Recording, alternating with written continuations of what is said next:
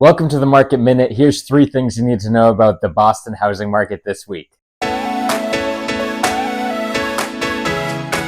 First, homes are still selling above asking price. Now, we're not seeing as much of the crazy above asking bidding wars that we saw in COVID and immediately afterwards, but in general, homes in Massachusetts are selling 2% over the asking price.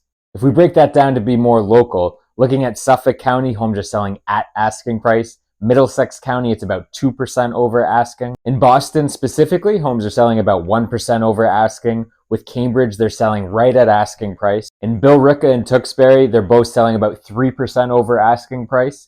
In Melrose, we got a hot market where properties are selling 6% over. Inventory is low, buyers are still out there, so we're seeing some bidding wars where things are going in general over asking.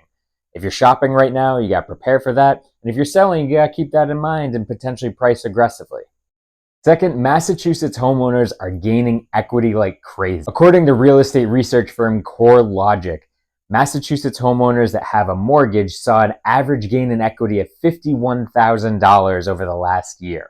Despite high interest rates, limited inventory has really kept this market high and has definitely increased in certain areas. This is the third highest in the country.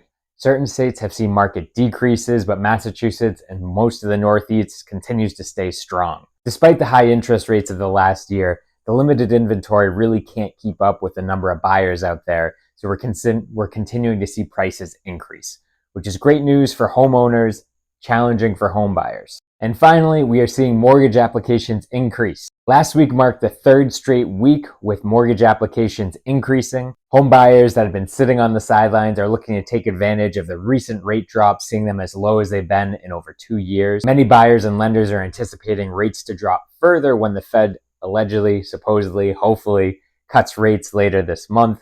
We'll see what impact that'll have on the mortgage rate, as it's not a direct one-to-one when the Fed cuts a rate.